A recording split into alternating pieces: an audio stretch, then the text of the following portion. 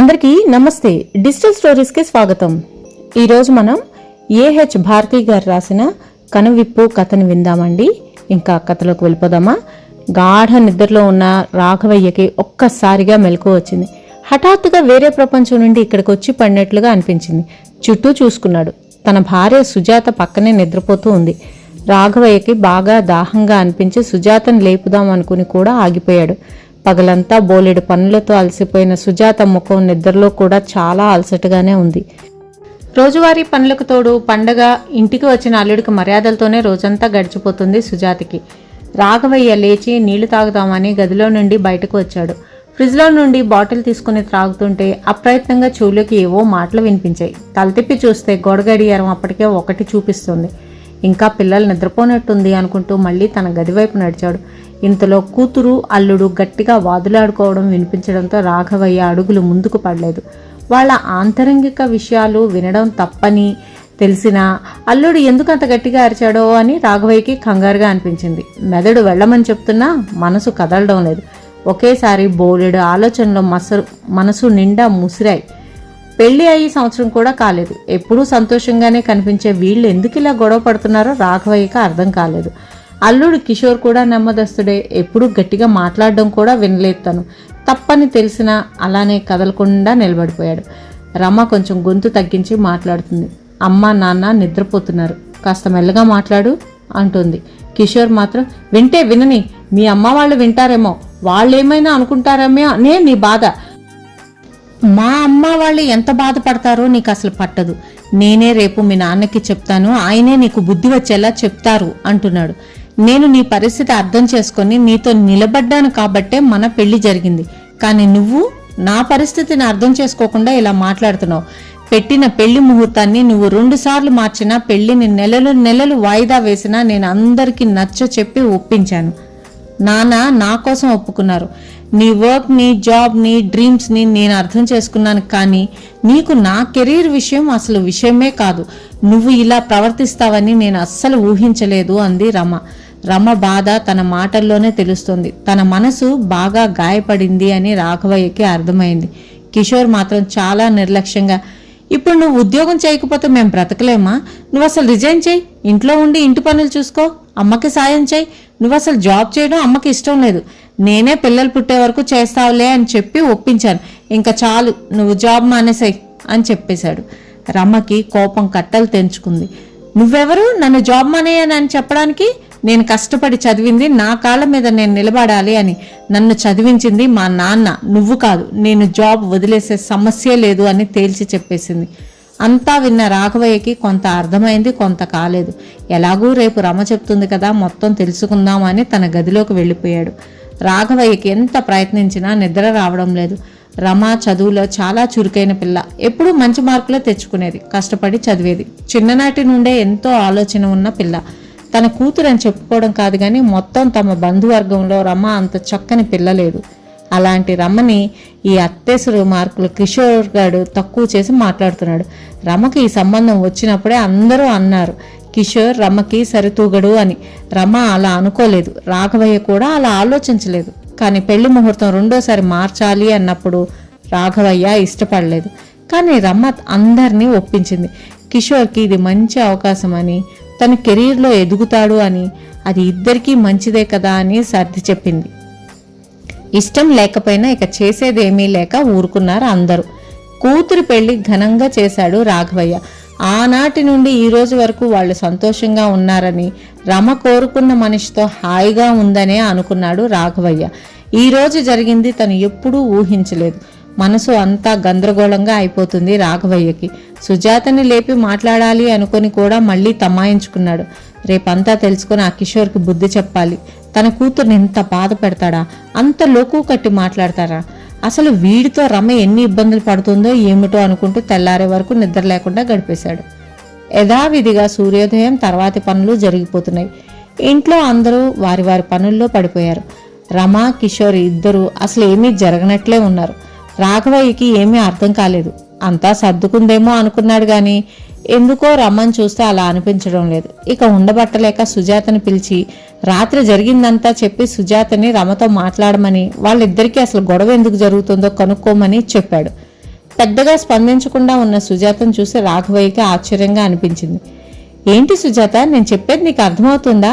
ఏమీ మాట్లాడవేంటి అన్నాడు సుజాత వైపే చూస్తూ.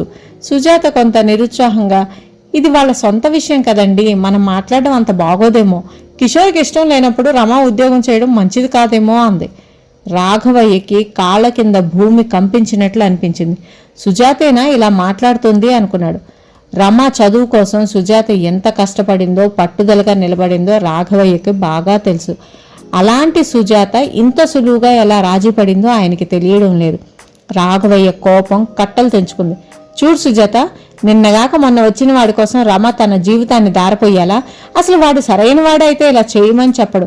అలాంటి మూర్ఖుడి కోసం నా కూతురు తన ఆనందాన్ని, కష్టపడి సంపాదించిన ఉద్యోగాన్ని వదులుకొని వాడికి పని మనిషిలా పడి ఉండాలా? నేను ఒప్పుకోను. నువ్వు ఒక్కసారి రమతో మాట్లాడి నాకు విషయం చెప్పు, నేను చూసుకుంటాను అన్నాడు. సుజాత తల ఊపి వెళ్ళిపోయింది. కానీ రాఘవయ్యకి జరుగుతున్న విషయాలు చూస్తే ఉక్రోషం వచ్చేస్తుంది. కని పెంచి చదివించి ప్రాణంగా పెంచుకున్న తన బిడ్డ మీద భర్త పేరుతో ఎవడో ఇంత అజమాయిషి చేయడం, తాను ఏమీ చేయలేని పరాయి వాళ్ళ అయిపోవడం రాఘవయ్యకి అస్సలు మింగుడు పడడం లేదు. వంటగదిలో భోజనాలకి అన్నీ సిద్ధం చేస్తుంది రమ. సుజాత రమను చూస్తూ, ఏమ్మా ముఖం అదోలా ఉంది, ఒంట్లో బాగాలేదా? రాత్రి సరిగ్గా నిద్ర పట్టలేదా అంది యథాలాపంగా అడుగుతున్నట్లు. అదేం లేదమ్మా అంది ముక్తసరిగా రమ. కిషోర్ నిన్ను బానే చూసుకుంటున్నాడా? నీకు అక్కడేమీ ఇబ్బంది లేదు కదా? ఈసారి కాస్త సూటిగానే అడిగింది సుజాత. ఒక్కసారి తల ఎత్తి సుజాతనే చూస్తూ ఏదో చెప్పబోయి ఆగిపోయింది రమ. పర్లేదు చెప్పమ్మా, నీకేదన్నా ఇబ్బంది ఉన్నా మేము ఉన్నాం కదా అంది ప్రేమగా. రమ కంట్లో నీళ్లు తిరిగాయి. అమ్మా, మనం ఎంత కష్టపడినా ఈ చదువులు ఉద్యోగాల పేరుతో ఇంట బయట ఊడిగం చేసినా ఈ సమాజం మనకి ఎప్పటికీ విలువ ఇవ్వదమ్మా. ఎప్పుడు మన జీవితం, మన నిర్ణయాలు వేరే ఎవరో చెప్పినట్లు జరుగుతూ ఉంటాయి. మనం వాటిని అనుసరిస్తూ పోవాలి తప్ప మన అభిప్రాయాలు, ఆలోచనలు, ఇష్టాలు ఎవ్వరికీ అవసరం లేదు. మనం ఉన్నట్టే ఎదుటివాళ్ళు ఉంటారు అనుకోవడం మన తప్పే. మన కోసం మనం బ్రతికే ధైర్యం మనకి లేదు. ఎప్పుడు ఎవరో ఒకరి చెప్పు చేతల్లో మన ఆత్మాభిమానం వదిలేసి బ్రతకాల్సిందే అంది దిగులుగా. సుజాత వెంటనే రమ చేయి తన చేతిలోకి తీసుకుంది. అసలేం జరిగింది, వివరంగా చెప్పు రమా అంటూ రమని కూర్చోబెట్టింది. నేను జర్మనీ వెళ్లడం కిషోర్కి ఇష్టం లేదమ్మా. ఏదో ఒక కారణం చెప్పి నన్ను జాబ్ మానేయమని గొడవ చేస్తున్నాడు. అత్తయ్యకి నేను జాబ్ చేయడం ఇష్టం లేదంట. నేను వచ్చే వారం మీటింగ్ కోసం చెన్నై వెళ్ళాలి, నన్ను వెళ్ళొద్దంటున్నాడు. ఈ మీటింగ్కి వెళ్ళకపోతే చాలా ప్రాబ్లం అవుతుంది. నేను జర్మనీ వెళ్ళడం కుదరదు. నేను ఎంత చెప్పినా అస్సలు వినడం లేదు. అసలు జాబ్ వద్దు అంటున్నాడు అని విషయం చెప్పింది. మీ పెళ్లికి ముందే కిషోర్కి తెలుసు కదా నువ్వు జర్మనీ వెళ్ళేది. మరి ఇప్పుడు ఎందుకు ఇలా మాట్లాడుతున్నాడు?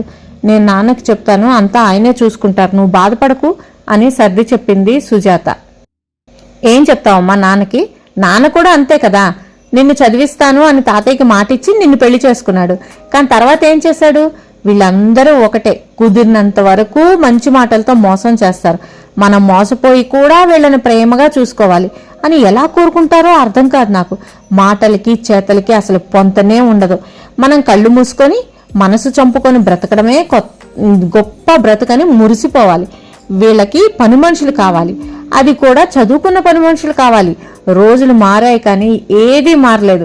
అంతా అలానే జరుగుతుంది, ఇలానే జరుగుతూ ఉంటుంది కూడా. సుజాత తలదించుకొని నిలబడింది.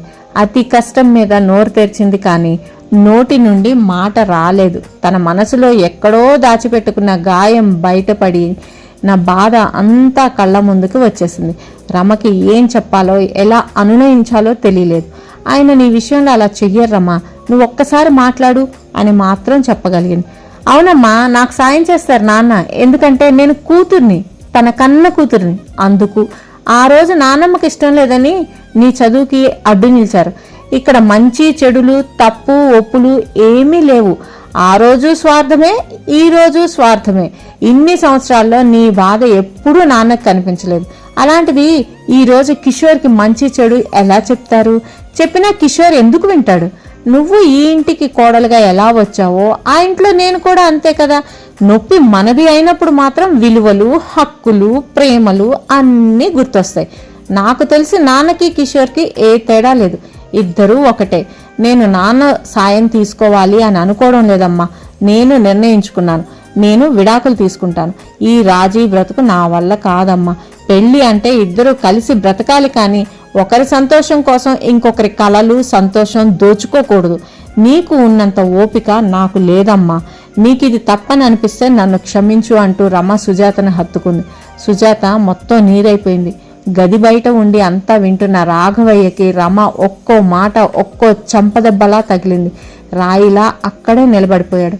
తను ఇన్ని సంవత్సరాలుగా తెలిసి కూడా తెలియనట్లు, పెద్ద విషయాలు కానట్టు నటిస్తూ వచ్చిన తప్పులన్నీ కళ్ళ ముందు కదలాడాయి.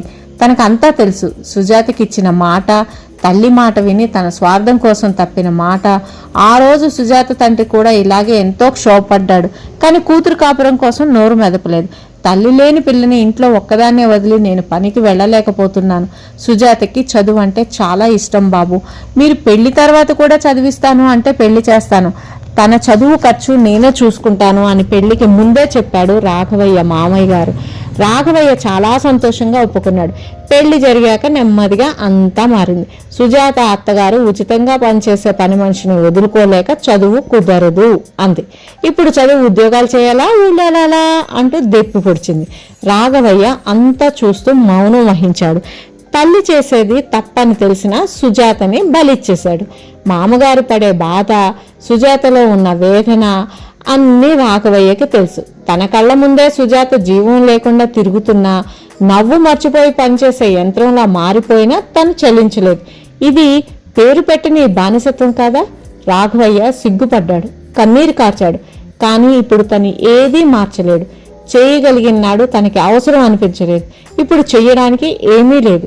రమ చెప్పిన ప్రతి మాట నిజం. మన మంచి చెడులన్నీ నీటి మీద రాతలు. అమ్మకి, అక్కకి, కూతురికి ఒక న్యాయం, భార్యకి మరో న్యాయం ఉండదు కదా. మన బంధాలను బట్టి మన ఆలోచనలు, తప్పు ఒప్పులు మారిపోతుంటే న్యాయ అన్యాయాలు ఎక్కడ తెలుస్తాయి? తన తల్లికి సుజాత కోడలు కాకుండా కూతురైతే ఇలా చేస్తుందా? తల్లి మీద ప్రేమ ఉంటే భార్య జీవితం బలి చేయడం ఏ విధంగా న్యాయం? మనిషిని మనిషిలా చూడాలి, తప్పుని తప్పులానే చూడాలి. మనకి నచ్చిన వాళ్ళు చేసినంత మాత్రాన తప్పులు ఒప్పులు కావు. అలాంటి వాళ్ళని సమర్థించిన వాళ్ళు నేరస్తులు కాకపోరు.